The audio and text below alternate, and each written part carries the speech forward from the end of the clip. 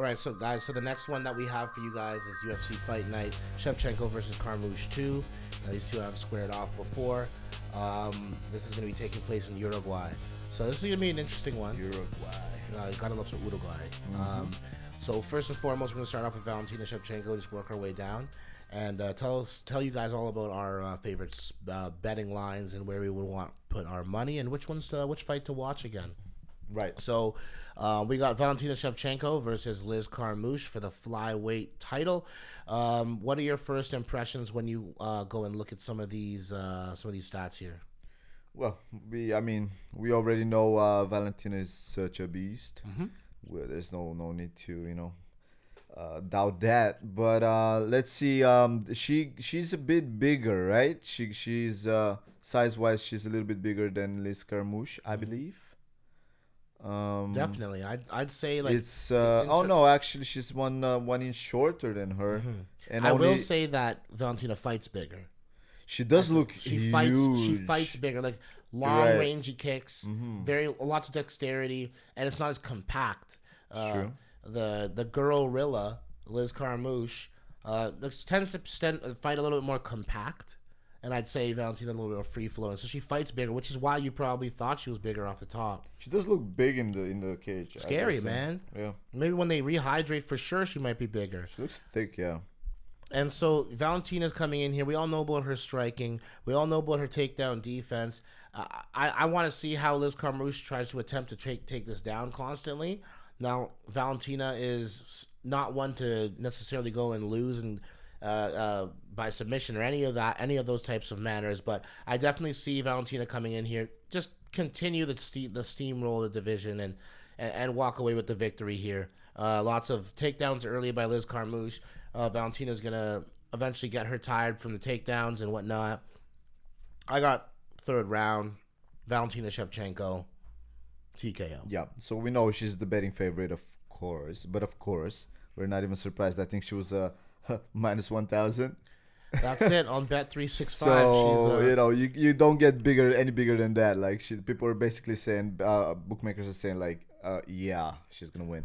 But I mean, yeah, this is pretty much the obvious. I think there's no doubt about it. Don't bet that fight on its own. I mean, anyone that knows anything about betting wouldn't, right? Because you wouldn't be making money. So parlay with something else if you want to bet on that.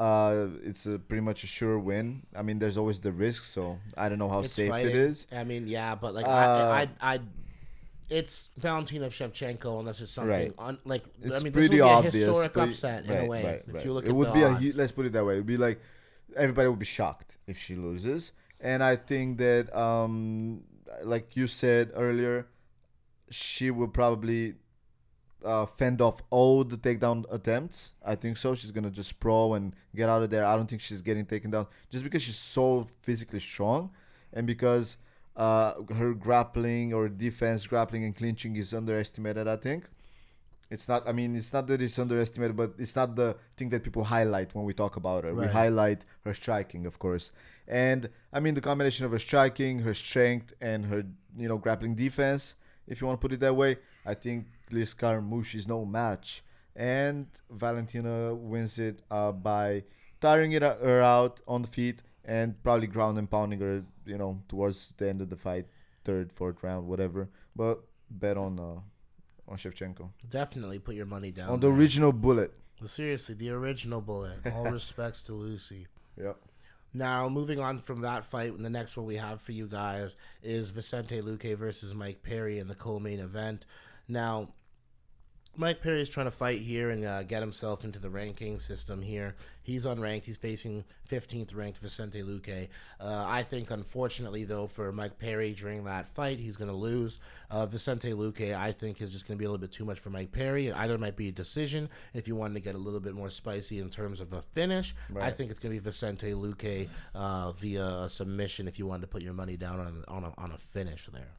Yeah, I agree with you. We determined that he is a little bit bigger, taller, and has about 4 or 5 inches reach advantage. Yep. So I think that's going to play a good factor. And he also does land more than Mike Perry. So we know that Mike Perry is a little reckless, but and that combined with the fact that Luque does land more and has more length, I think he's going to be able to keep him away and most likely get him down and submit him. Yeah. I see either that or a decision for Luque, but I'm pretty sure Luque is going to win this one.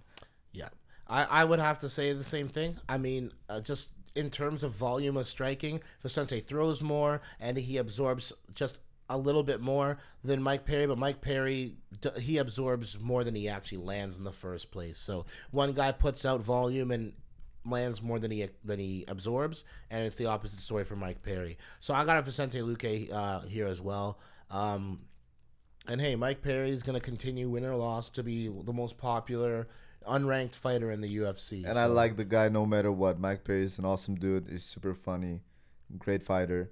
But mind you guys, Luque is the favorite in this fight. So again, if you are betting on this fight, parlay it with maybe the Shevchenko fight, whatever. Definitely. You get a little bit more of a profit there. And our fight to watch, it's something that we wouldn't necessarily even go and put any money down. It's Luiz Garagorri making his debut in his home soil, I should say, in Uruguay. Now, the Uruguayan has 5 finishes in his last 5 fights. He has 1 knockout and 4 submissions, so he definitely has the ability to finish the fight no matter where it goes. Now, we also have Humberto Bandenay as his opponent. The Peruvian was 5-0 actually heading into the UFC, but once he got here, he's got a 1-2 record. So it'll be very interesting to see how a man who came in with the same amount of hype, I guess, as Luiz does, is on the other end of the spectrum when the star kind of fizzles out and maybe he's either peaked or needs to go back to the drawing board. But we'll see how Luiz does. I'm expecting something very aggressive coming from the Uruguayan. I believe he's 30 years of age, so he's not a spring chicken.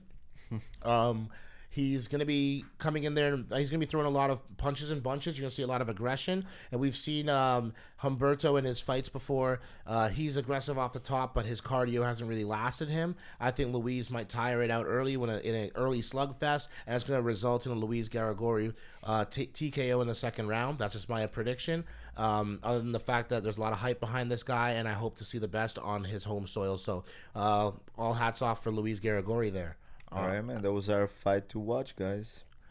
And now, moving on for more betting, we got Volkan Oezdemir taking on Ilir Latifi. Both of these guys on losing streak, coming off of losses. Ilir Latifi's looking to avoid having his first losing streak. He's never lost 2 in a row, despite the 15-6 record. And Volkan, no time, Oezdemir has seemed to be having father time ticking rather quickly on his chances to come and make noise. It seemed like yesterday he was fighting Daniel Cormier when he lost for the title. Then he lost against Anthony Smith. And then he lost again to Dominic Reyes, an up-and-comer in the light heavyweight division, which is turning out to be stacked like the welterweight division really is. There's a lot of talent coming up. How do you think this is going to look out? I think this 3-fight losing streak for Volkan is going to bring the best out of him, and he's going to be fighting hungry and desperate. And I think Ilir Latifi is about to be handed his first losing streak professionally. What do you think? Right. I agree with you. I believe that the 3-fight losing streak that Volkan has is going to be a huge motivator for him. I think that it's kind of like one of those last tickets for the train, you know. You got to punch in, man. It's not a lot more. I mean, he's still not. It's not like they're gonna cut him right after if he loses or anything. No. But honestly, or obviously, he would not want to be on a 4-fight winning or losing streak for sure. I think that before we actually looked into the stats, I was thinking maybe the fight would be a little more even from like just as a prediction. But when you look at the significant strikes, you can see there's a discrepancy both in volume and absorbed. I like to see a positive landed to absorbed ratio. Right. And Volkan Oezdemir has a positive ratio. He's landing more than he's absorbing. And he's a pressure fighter, and Ilir Latifi, I feel like he's one of the guys who doesn't pull the trigger as often on his strikes. I mean, landed is 2.3 and absorbed is 2.6. Both of those are half of what Volkan does. No. So that's going to be an interesting factor to play into a guy who's fighting hungry and desperate. I see Volkan taking this. Yeah, I like what you said because the combine the passivity, if you want to put it that way, that Latifi has in terms of the volume that he throws, with the fact that he's going to be the shorter and has only how many 2 inches or an inch and a half gives up in reach advantage, but like 2-3 inches in height. That's gonna be a factor as well because Volkan has good straight punches, Yes. like we already said. So I think Volkan will be more active, more rangy. Latifi is gonna have a hard time closing that distance and getting in the pocket and maybe doing something off of a clinch or Right. an uppercut or whatever. It's always possible, guys. He can push him against the cage, and that might happen. Right. But I'm most likely gonna put my money on Volkan in this one because I think he's the better ranger striker. 100% Volkan Oezdemir all day on this one. We got one more scrap for you guys today.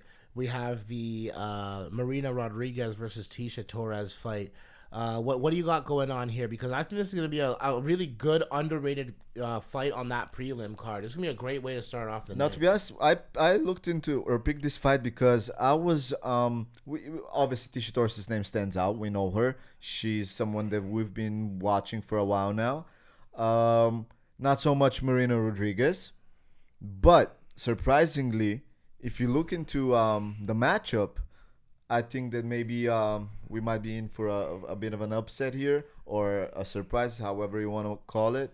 And Marina Rodriguez might be a good betting, a good bet for you to put your money on. My reason I agree with you 100%, and I would put my money on Marina Rodriguez, who's a slight underdog, which means you just get a little bit more payout, is because there's a 6-inch height advantage, first of all. Very big. A 6.5-inch reach advantage.